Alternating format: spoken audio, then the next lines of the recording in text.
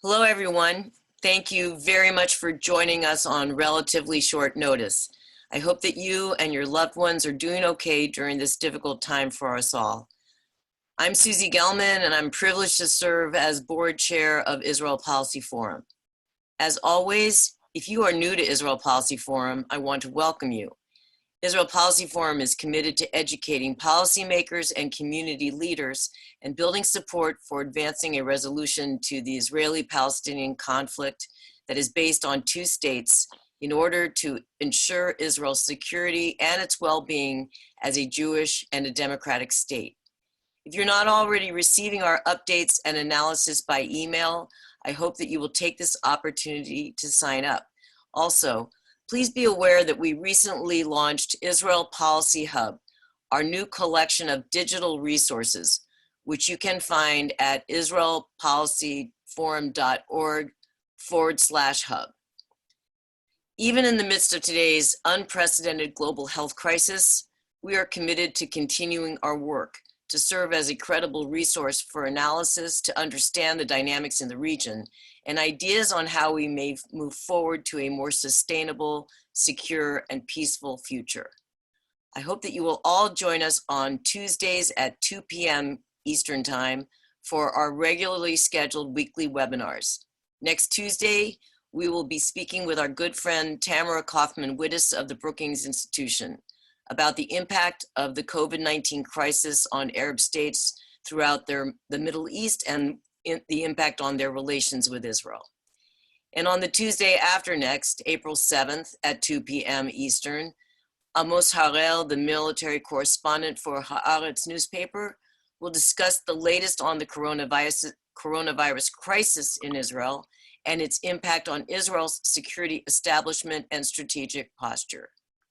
Of course, today's call is an emergency session, if you will, in the wake of the dramatic developments today in Israel, with Benny Gantz joining a unity government with Benjamin Netanyahu and splitting the blue and white faction that Gantz led in Israel's 3 elections over the past year.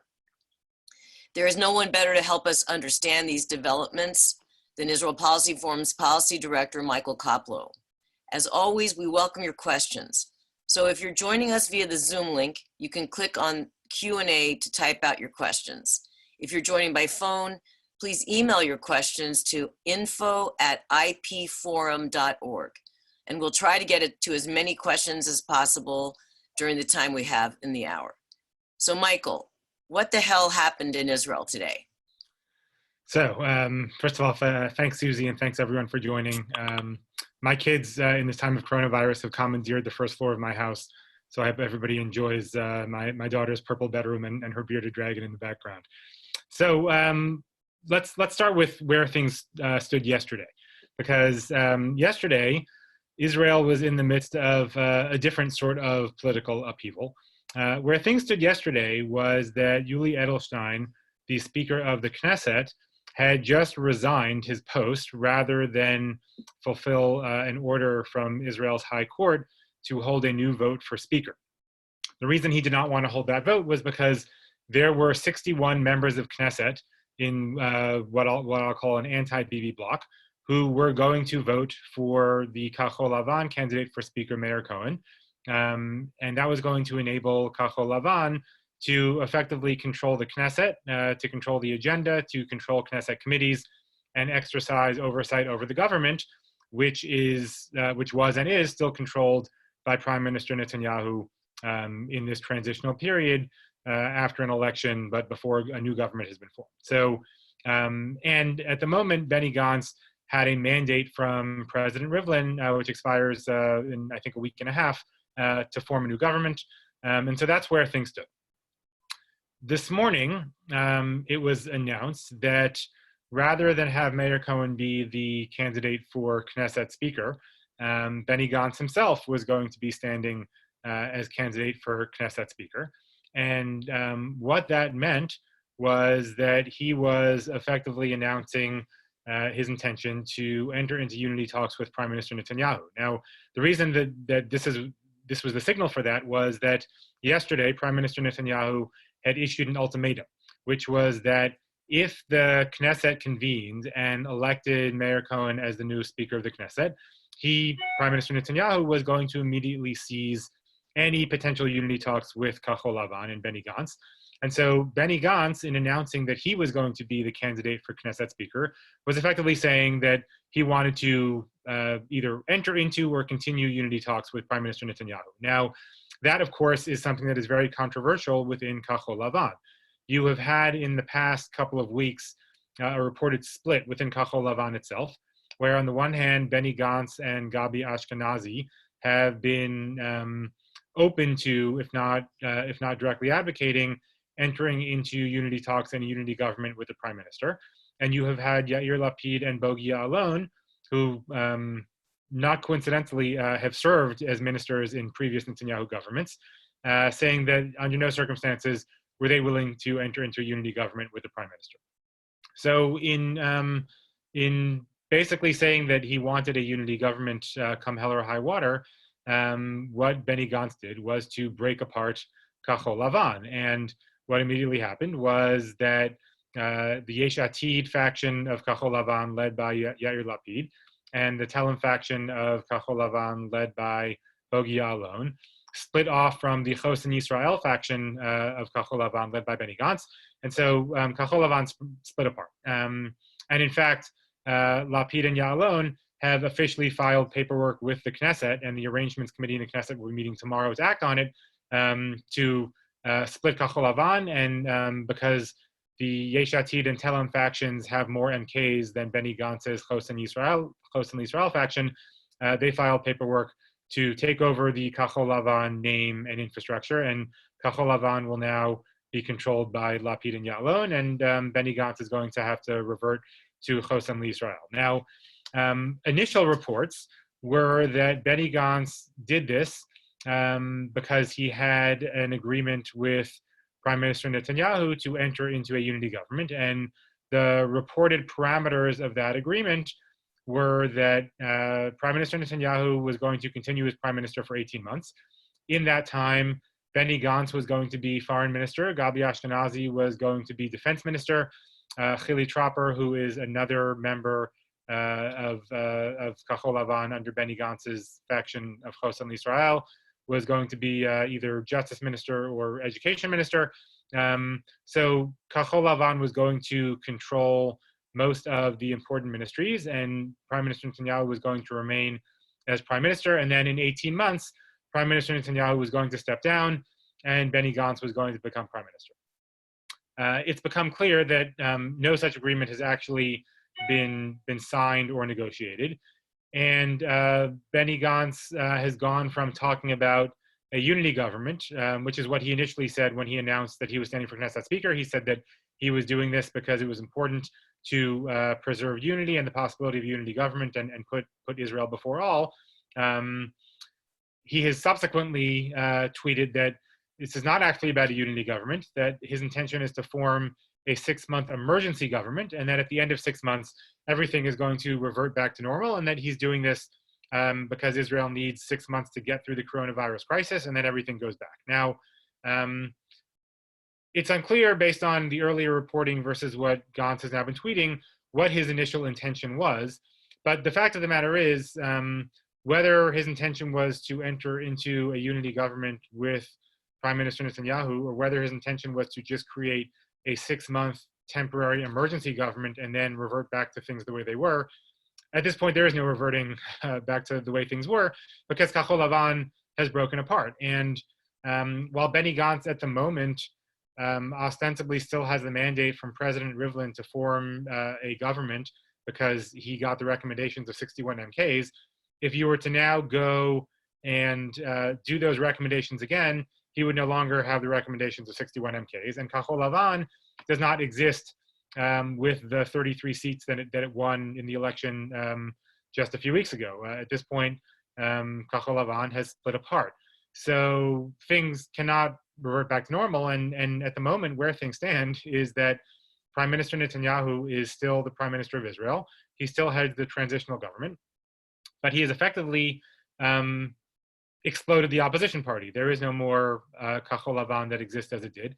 And even Labor Meretz, also no longer exists because when this reporting was happening about unity government, the reporting was that Labor was going to go into unity government as well, and Meretz was not. So the two main Jewish opposition parties, Kachol Lavan and Labor Meretz, have now split apart on these lines of whether you accept Netanyahu or not. And it's important to remember that when Kachol Lavan and Likud were discussing unity governments, and they were discussing unity government after the second election and again after the third election, Kachol Lavan had two red lines that they were insisting upon. One was that in any unity government, Prime Minister Netanyahu not go first as prime minister, and obviously they have now crossed that line, and it's difficult to see how they are going to continue to insist that a prime minister under indictment can function as prime minister when they've now effectively conceded that point. And so it's difficult to see how they kind of stay together as a party in this scenario when they have really gone back on that giant red line that they were insisting upon. And the other condition they had was that a unity government didn't mean Prime Minister Netanyahu's full 58 MK right-wing bloc plus Kachol Lavan. It meant that the prime minister gives up on his bloc, and a unity government starts off as just Likud and Kachol Lavan. They pass a budget, and then they figure out what happens next. Assuming that Benny Gantz goes into a government now, he has also now gone back on that condition, because all the reporting is that a unity government would be the prime minister's 58 MK bloc, plus the 17 or 18 Kachol Lavan, or I'm sorry, the 15 or 16 Kachol Lavan MKs that come along with Gantz, and anybody who wants to join from labor. So, the two conditions for unity government have now been exploded. It's very difficult to see how going forward Kachol Lavan can stick to the red lines that it had talked about as being so important through 3 elections. And really the opposition has now been fractured. And so this might end in a unity government that is the 58 right-wing bloc plus Gantz Ashkenazi and their people. This might end in a scenario where Bibi is able to, instead of joining with Gantz, pick off some other backbench MKs, because remember, he just needs 3 people to get to 61. Now that kind of these red lines have been broken, and it's been established that you can, in fact, sit with Netanyahu under indictment, it's possible he'll pick off other MKs and leave Gantz out in the cold. It's possible that nobody will agree to anything and Israel will go to a 4th election. But no matter what happens, Netanyahu has effectively succeeded in fracturing and destroying the opposition, no matter which of these scenarios happens next. So as I'm listening to you, Michael, I'm thinking that if I'm an Israeli taxpayer, I would be incredibly angry right now. Is what was the point of going to a 3rd election and all the money that was spent on the last 2 elections, and the result is no better clearly than what happened 2 election cycles ago, and presumably worse. What are you hearing in terms of reaction in Israel? I mean, I realize this is all breaking news and just happened in Israel earlier today, our time, but what is the reaction so far? So that's certainly one way of looking at it, and there are, at least as to the extent that Twitter is representative, and Israeli political journalists on Twitter are representative of what Israelis are thinking. That certainly is one sentiment out there, right? That you had over 1 million people 3 times in a row cast votes for Kachol Lavan, and remember that those votes for Kachol Lavan was not a party with a coherent policy agenda or real ideology. The glue that held it together was anybody for prime minister except for Bibi Netanyahu. So there are obviously Israelis who voted for Kachol Lavan in huge numbers who are now disappointed that the reason that they voted for Kachol Lavan has been thrown out the window. On the other hand, and this goes to what I think Gantz's rationale was. you do have a real crisis in Israel right now. You have a few crises, right? There's a coronavirus crisis that has to be dealt with, and the government of Israel has been issuing emergency orders, putting the whole country under increasing degrees of lockdown.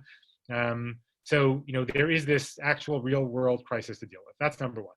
Number two, if for those of you who read my regular Thursday column this morning, which now seems like a decade ago, not a day ago, there was this actual crisis between the Knesset and the High Court yesterday.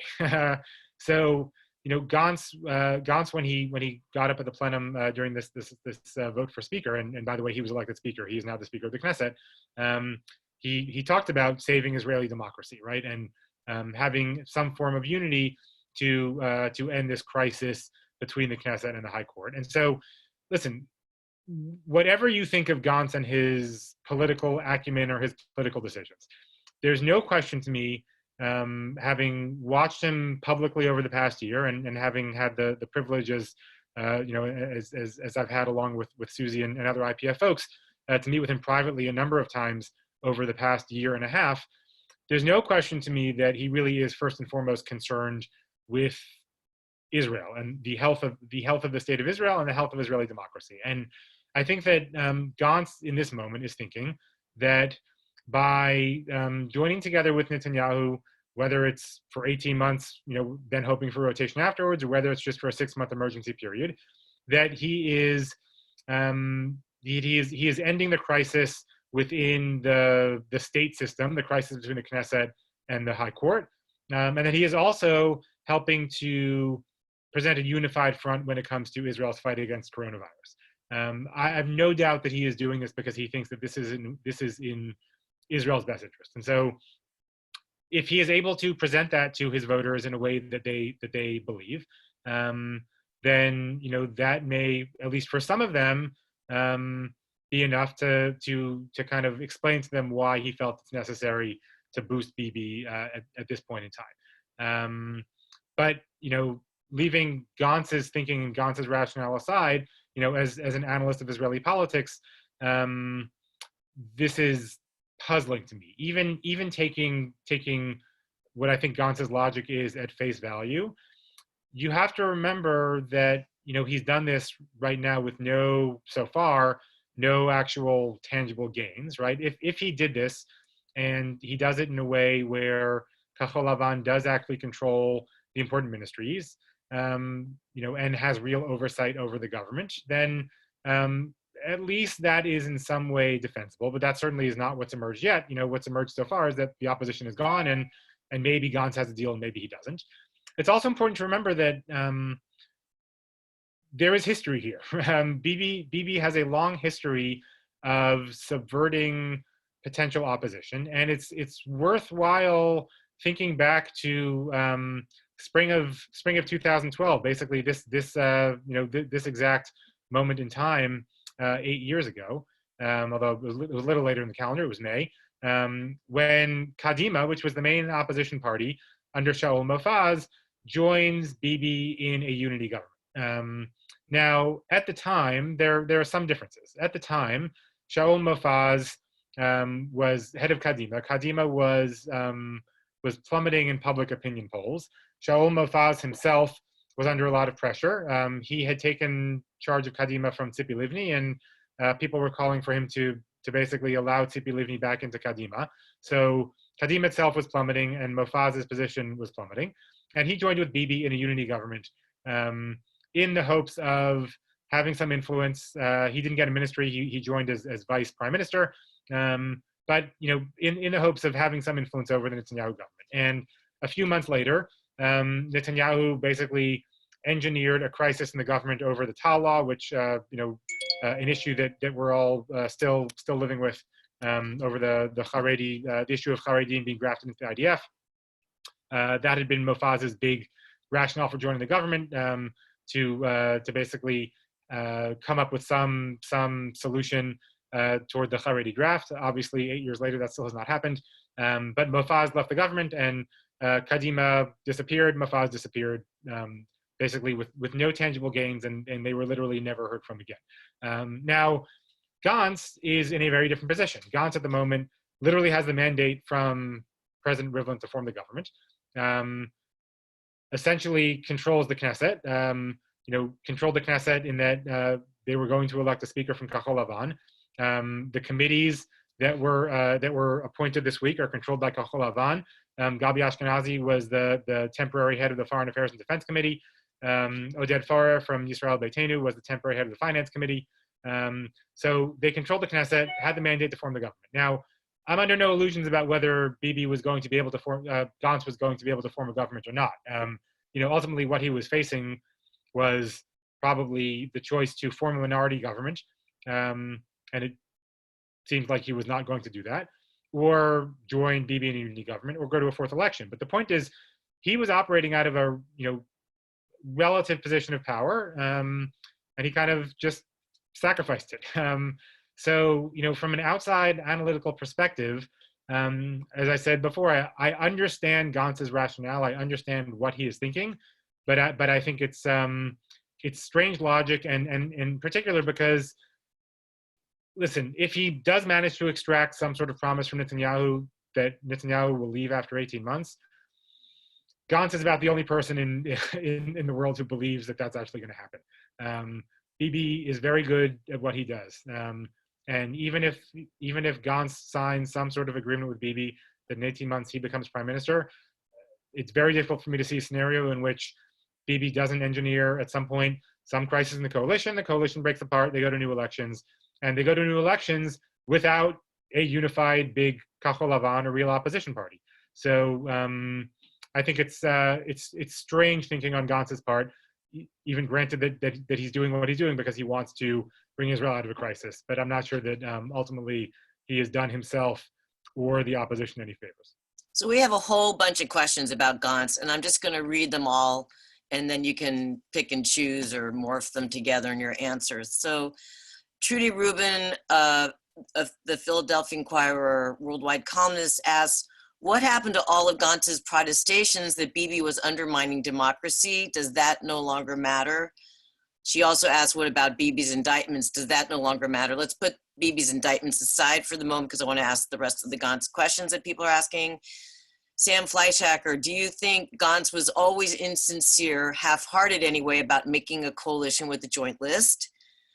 Aaron Weinberg wants to know, does Gantz need to return the mandate now that he has been elected speaker? If so, what happens to the mandate and how does Bibi go about forming the government? Michael Gelman, no relation, wants to know how many mandates does Gantz have now? So flip side of Aaron's question. John Quinn, assuming the right wing and the Gantz bloc forms a government, who becomes the leader of the opposition? Is it the reduced size Kachol Lavan? I realize I'm asking all the questions. Avi Poster, can Gantz trust Bibi? I think you sort of touched on that already. Avi Poster wants to know who's standing on the plate behind you, Michael.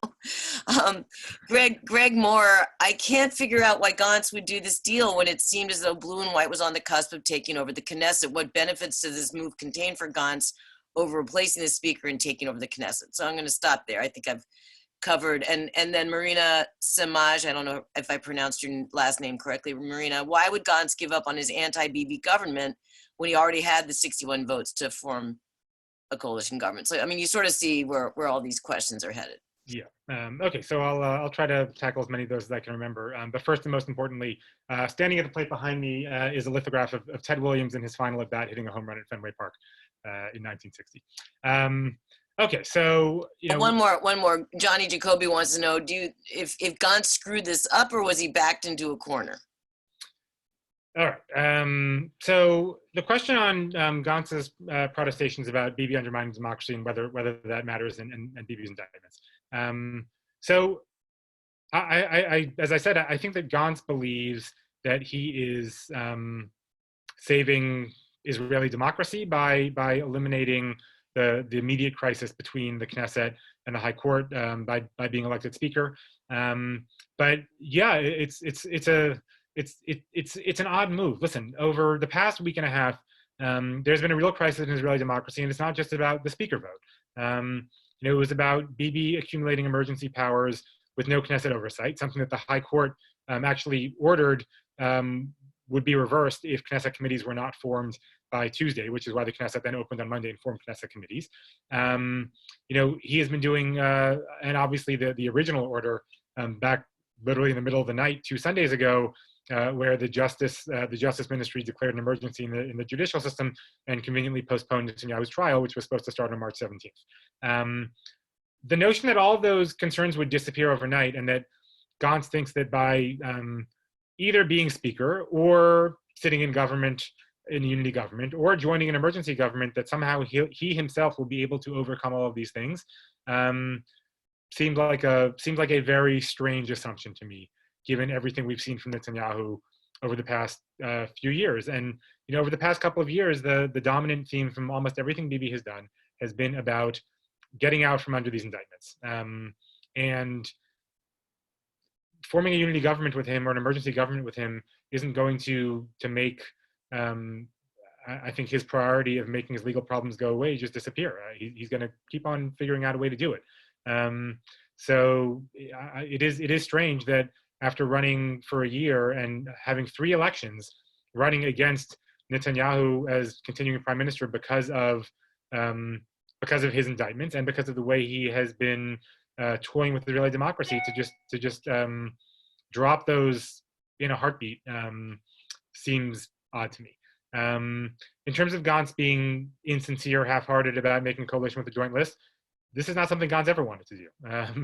It's something that he clearly didn't want to do after the second election, when the option of a minority government was open to him.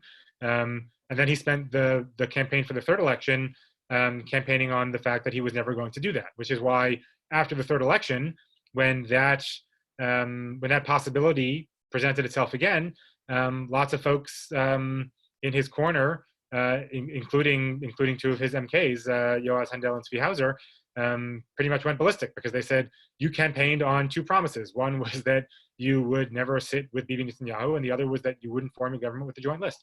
This is not something he ever wanted to do.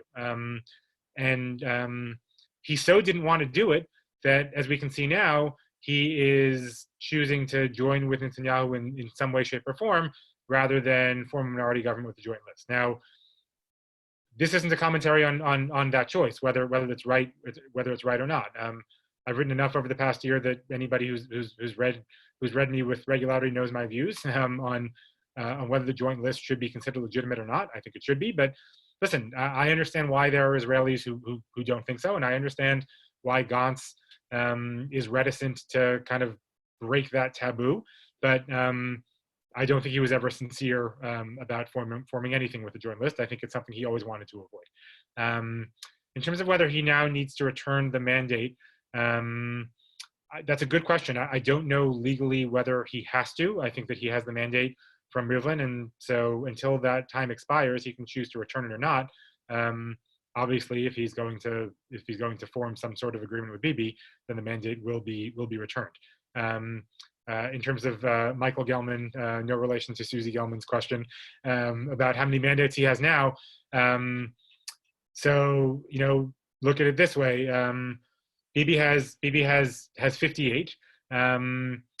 The numbers that people have been throwing around in terms of a unity government look like they'll be something like 77, 78, 79.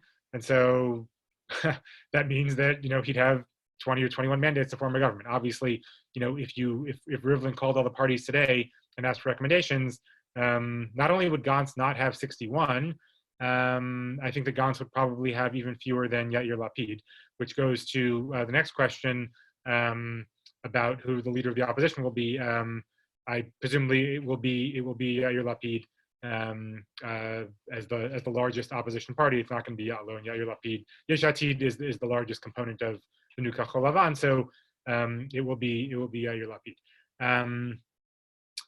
Other questions on Gantz? Was Gantz backed into a corner, or did he screw it up? I think he screwed it up. Obviously he felt that he was backed into a corner by Bibi's threat to seize any negotiations for good on a unity government if Kachol Lavan elected Meir Cohen from Yesh Atid as speaker. So he clearly felt that he was backed into a corner, but As I said before, he had a decent amount of leverage left, and ultimately, I think that was an empty threat on Bibi's part, and I think Gantz caved. There have been questions. People have been questioning all day whether Gantz actually ever wanted to be prime minister. Given that he doesn't seem to have a killer political instinct. To put things gently, and it's difficult to see how he could think that he would enter a unity government with Bibi with about 18 MKs to Bibi's 58, and think that at that point he'd ever actually reasonably have an expectation of a rotation in prime minister, and that he probably knew all along that by doing this he wasn't actually going to be prime minister. I can't answer that question definitively, but it seems to me that he has caved and backed down in a big way. So yes, I think that was Johnny Jacoby's question. I think that he certainly screwed this up. If we're going back to kind of Kachol Lavan's initial rationale for being and Gantz's initial rationale for running.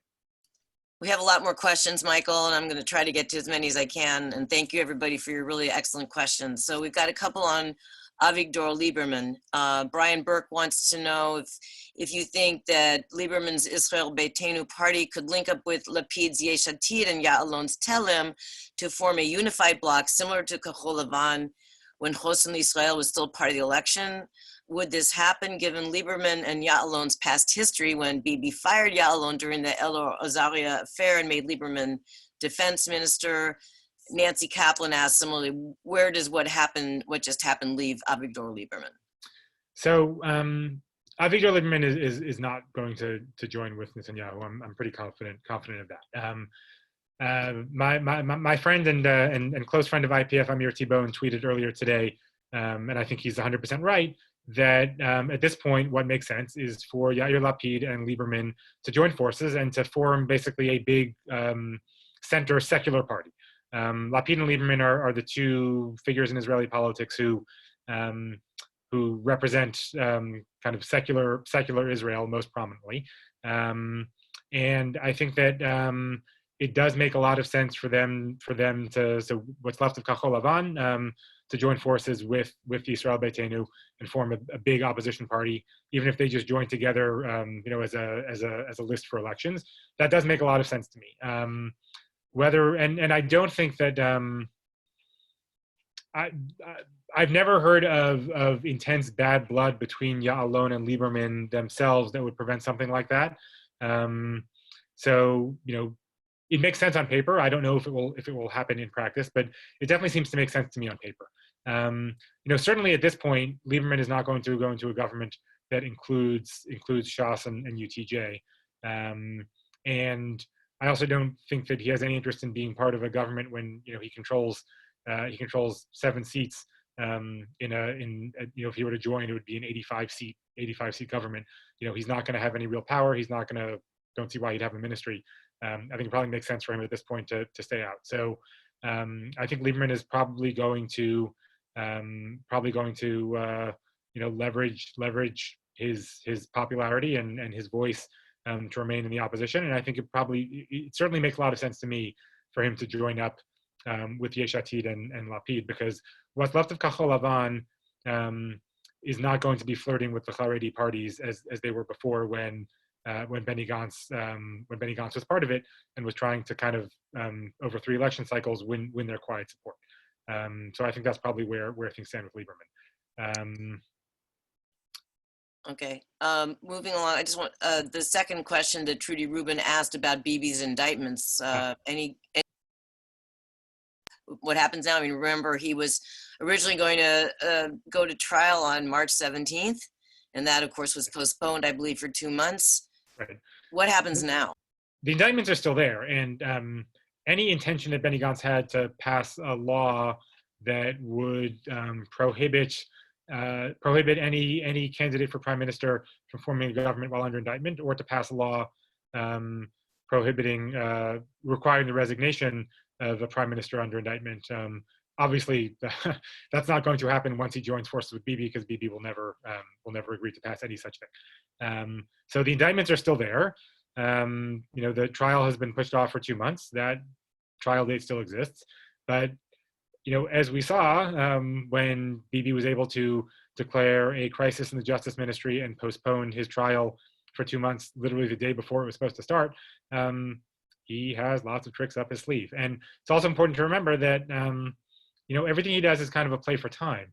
So those indictments are still there, but whether a trial ever actually happens and whether Bibi ever actually faces justice, who knows? And because much of what he does is always a play for time, and it's pretty clear now that yesterday's Yuli Edelstein resignation was also a play for time, because this was probably in the works yesterday. All of this might just be a longer play for time for Bibi to at some point negotiate some sort of plea deal where he makes indictments go away forever in return for stepping away from political life. So, who knows? But the indictments themselves are still there. No agreement with Gantz for unity or emergency or whatever has the ability to remove the indictments that are controlled by the judiciary. So those are still there, but of course, Bibi is going to do everything he can to make sure that he never actually faces them. Michael, since you mentioned Edelstein and his resigning as speaker yesterday after defying the Supreme Court's order that he convene the Knesset and allow a vote on the speakership, Avraham Shparian wants to know, can Edelstein return to the speakership and Gantz enter the government, Bibi permitting, without another Knesset vote?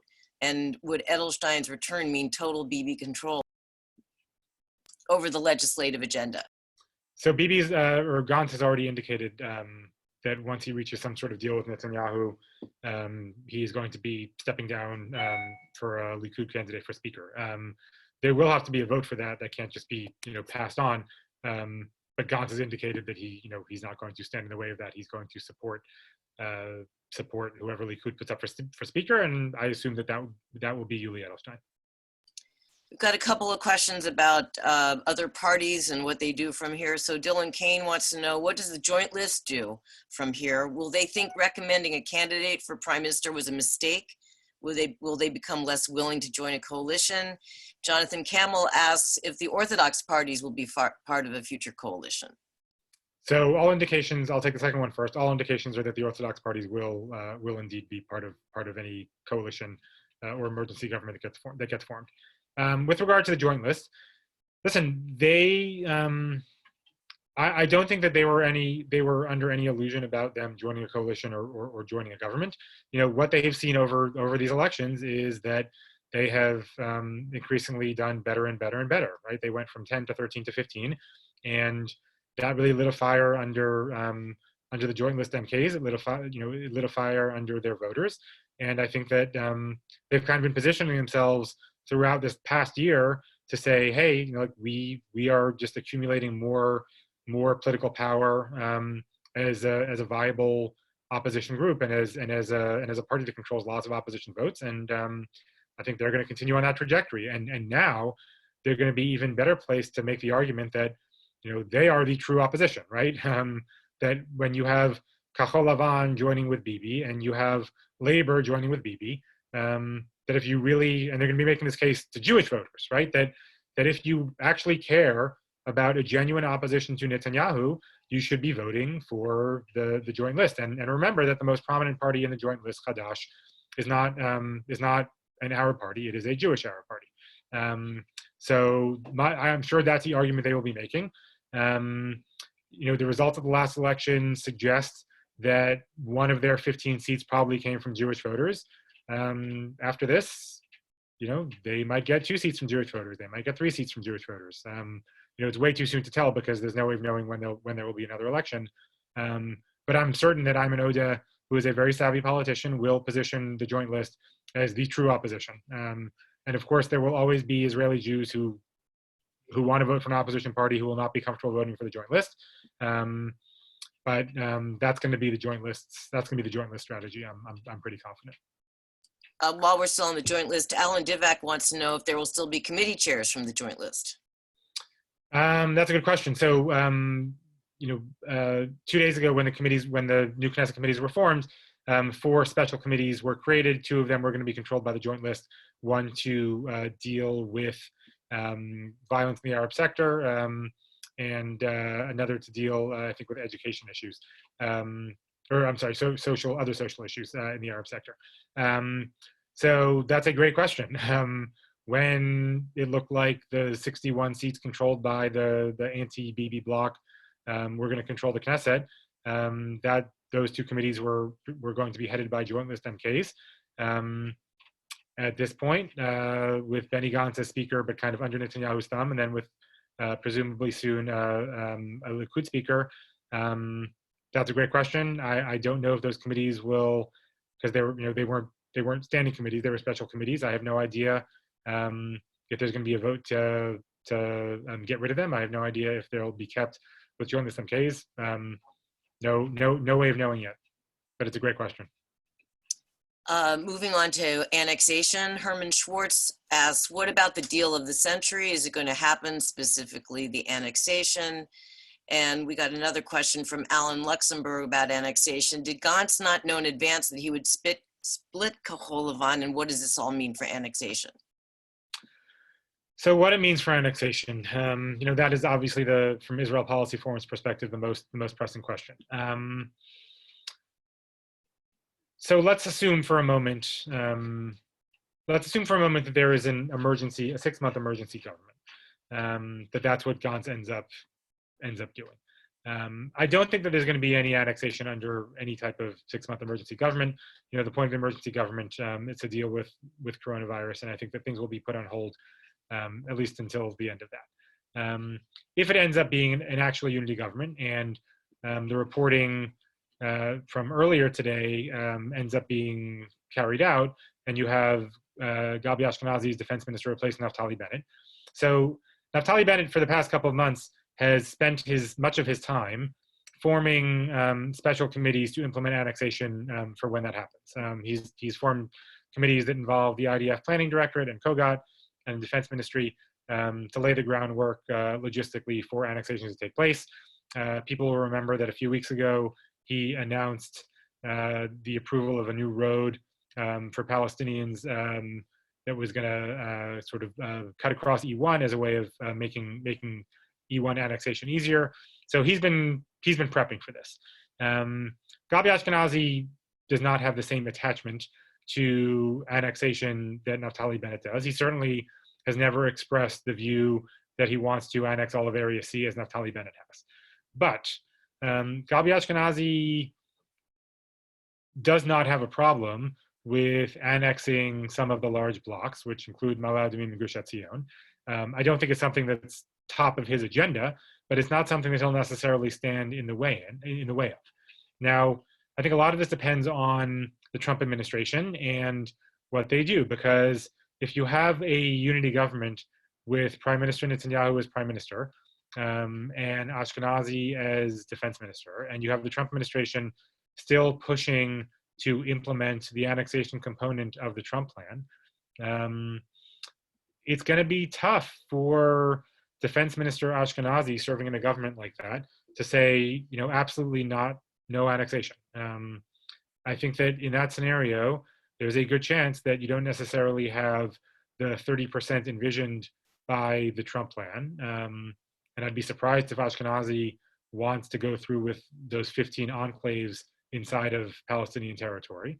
But you very well may have annexation of the Jordan Valley or annexation of Gush Etzion and Ma'ale Adumim. So, I think that the type of unity government that was reported this morning, if that comes to pass, that in conjunction with the Trump plan being out there, means that there's still a very good chance that there will be annexation of blocks. Dan Hammerman wants to know, what role would Kachol Lavan have in restricting more controversial policy proposals in a unity government such as annexation of the West Bank? In other words, would Kachol Lavan have any ability to block some of the more extreme forms of annexation, in your opinion? So possibly some of the more extreme forms, as I just said, but important to remember that Kachol Lavan, their three campaigns, when they talked about limiting the excesses of a Netanyahu government, they weren't talking about annexation. They were talking about erosions of Israeli democracy. And again today, when Benny Gantz spoke about it, he spoke about limiting the assault on Israeli democracy. Nothing having to do with annexation. So if they join a government with Bibi, what they're going to be focused on is limiting the incitement against the high court, limiting any type of immunity that Bibi tries to pass, limiting the things that they've talked about that make Netanyahu, or that they talked about that make Netanyahu not suitable to be prime minister. And annexation was not the thing that they were talking about. So I think that they're going to be, if they join a government, their pitch is going to be, we're here to stop any erosion of Israeli democracy. It's not going to be, we're here to stop annexation. And so, again, because they are security-minded folks, they may put their foot down when it comes to some of the real security riskier components to various annexation plans out there, including the Trump plan. But I don't think they're going to be kind of staking their claim and standing their ground on stopping something like annexation of Ma'ale Adumim. On a slightly different note, Sherry Goldberg asks, if Merav Michaeli leaves Labor to avoid sitting in the unity government, what party would she join? Presumably at that point, she goes to what remains of Meretz. But she may also have to sit it out, because remember, there are rules. So if people remember when Orly Levy left Yisrael Beitenu, she could not go and join another existing party because she left on her own and wasn't big enough to be an independent faction. At this point, Labor itself, I think, is too small for Merav Michaeli to go and join another party. I think if she wanted to not sit out the next election, she'd have to form a new party, which is what Orly Levy did with Yesh. I'm pretty sure that's what would have to happen. And Kenneth Bob wants to know, regarding your suggestion of Lapid and Lieberman joining forces, aren't there big differences on both the peace issue and relationships with Arab citizens? So there aren't huge differences on the peace issue, actually. Lieberman and Lapid both support two states, under the right set of circumstances. Lieberman has long said that if there were a viable two-state agreement, he would get up and leave Nokdim, which is the settlement where he lives. And Lapid, is also when he talks about two states, he talks about it, not kind of as a Shalom Achshav peacenik guy. He talks about it, from a more hawkish perspective. So I actually think that those two are probably pretty close together in terms of how they envision a two-state agreement and how much cooperation they think can be had from the Palestinians at this point in time. In terms of Arab citizens, yes, Lieberman is famously the kind of most vocal inciter against Arab citizens in Israel. Lapid is not. But ultimately, that in itself, I don't think would be a barrier to the two of them joining forces, because on the larger issues, they agree on a lot, right? They completely agree on the issues of religion and state inside of Israel.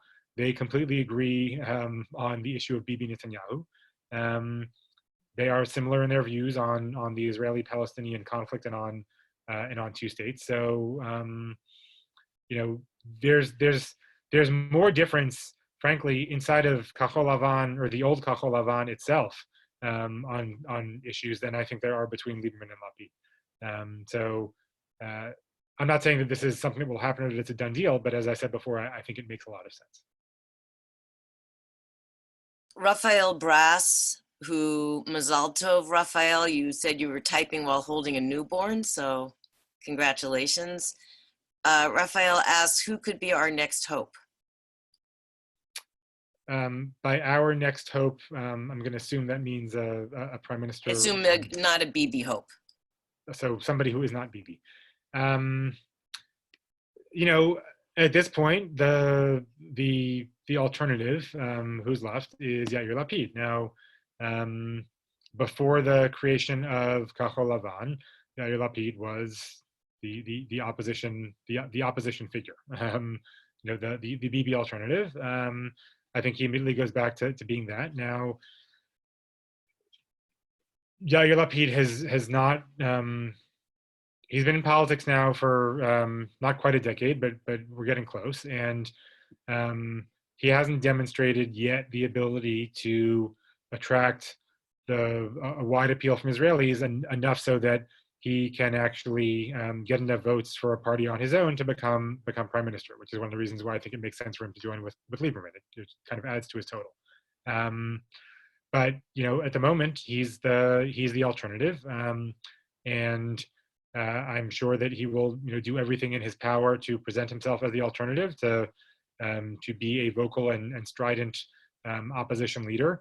And it's something that he's positioned himself in this manner ever since 2015 when he left the Netanyahu government, and there were new elections. And so he's gonna claim that position as much as he can. And how you feel about Yair Lapid probably depends on lots of factors. But I don't see an outside person charging in out of nowhere and becoming the face of the Bibi opposition. We saw that with Gantz. He did as well as he could, and ultimately he was co-opted by Bibi. Ehud Barak is not riding in and capturing the imagination of Israeli voters.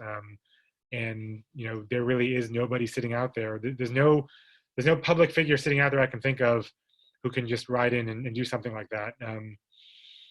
The only possible name who's been sitting out there is Gadi Eisenkot, and I've never seen any indication that he wants to do that. I've never seen any indication that he'd be comfortable as a politician, and I've seen no indication that he would be able to command enough of the Israeli public to actually unseat Bibi. In a lot of ways, this is it would just be another version of Benny Gantz. There isn't anybody sitting out there. Yair Lapid is the guy who's going to resume the position he had before Benny Gantz joined up in politics, and that's who it's going to be for the foreseeable future. We've got a couple more questions, Michael. Would Gantz and his remaining members support the idea of a land swap where Israeli Arab villages become part of the Palestinian state in exchange for Jewish settlements? Meaning the type of two-state agreement that I think that was in the Trump plan. Oh, meaning I'm sorry. So the question is about cutting out the Arab Triangle, or? Yes. Okay, so that I think has been dropped. When that was included in the plan, and when there was tons of furor over it, the day the plan was released, Netanyahu almost immediately said, "Oh, well, that's in there, but it's not a requirement. We just put it in there as kind of an idea." So I don't think that's I don't think that's something that's still on. And the Trump administration also immediately said that's something that's that's in there as a possibility, but isn't a requirement. So I think that idea is largely dead. Stu Gershon wants you to answer, what about a Mizrahi candidate? What about a Mizrahi candidate for prime minister? I suppose. I mean, sure, it's possible. I mean, the most prominent Mizrahi politicians at the moment are Gabi Ashkenazi, who seems as he's about to join with Bibi, and Amir Peretz, who's about to join with Bibi. So Mizrahim at this point are a majority of Israeli Jewish voters. There's no reason to my mind why a Mizrahi candidate could not be a prime minister. But Mizrahi voters tend to be right of center. Mizrahi voters are probably Bibi's biggest base. So the idea that Mizrahi voters are going to desert Bibi for a Mizrahi anti-Bibi candidate that was Amir Peretz's argument. That was his case for becoming leader of labor again, and the results were that he failed at that miserably. So I don't see a Mizrahi candidate for prime minister coming out of nowhere and presenting as an alternative to Bibi. We've got a couple more minutes, Michael, and I do want to give you time for a wrap up, but I think Nancy Kaplan asked another really good question. She says, it seems that some prominent people in Likud criticized Edelstein when he defied the High Court this week. Might there be a split developing within Likud that might put a check on Netanyahu's ability to make this latest maneuver and Gantz's capitulation a total win for himself? I think those two are separate. So as Nancy notes, within Likud, there were a lot of voices who came out and said, Edelstein, we support your move to resign, but you also the High Court simply cannot be defied, and so they supported his move to resign rather than stay in his position and defy the High Court. And Nir Barkat, Gilad Erdan, Gideon Sa'ar, from outside of Likud, Naftali Bennett, Ayelet Shaked, they all said the High Court needs to be listened to. In a lot of ways, this news from today sort of puts yesterday's news on the back burner. I don't know that anybody's still going to be talking about, the Netanyahu, Amir Ohana, Yariv Levin move to openly defy the High Court. I think that this has kind of changed the conversation. So,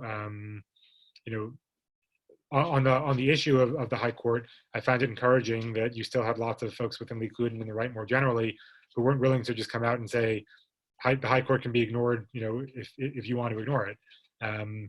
But I think that argument and that fight has now been postponed to a later date. So one more question, and then I think we'll get to wrap up. Avram Spraragan, I hope I'm saying your name right, Avram. What are former IDF Deputy Chief of Staff and IPF keynote speaker Yair Golan's political prospects? A friend of IPF, Yair Golan, has not. He hasn't shown that he's able to command a huge number of votes. He remains where he is inside of Meretz.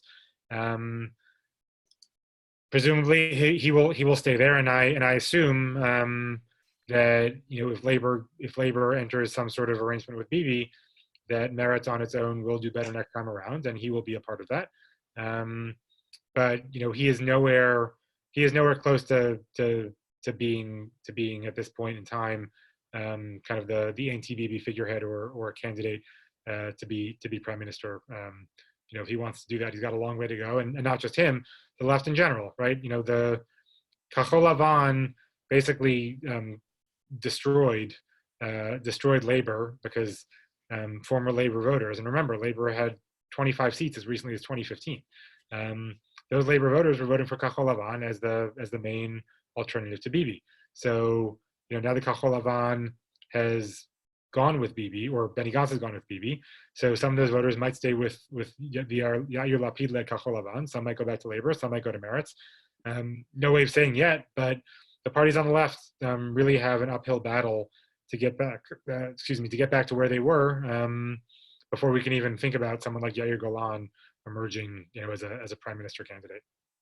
So we're at the top of the hour, and again, I want to thank everyone for signing up for this webinar on really short notice. We had well over 300 people joining us today. Those of you who don't already read Michael Koplow's column every Thursday, please go to our website and sign up for unique, insightful expert analysis. And really, just Michael has a voice that no one else has, I think, in this space. And not that we're biased. No, not that I'm biased at all. Again, we're going to be offering weekly webinars on Tuesdays at 2. Please check out our Israel Policy Hub for more digital resources. And if you don't already support our work, we can always use more friends at this time. So please consider that as well. And thank you, everyone. Stay well, stay safe, and see you next time. Thanks. Thanks, everybody.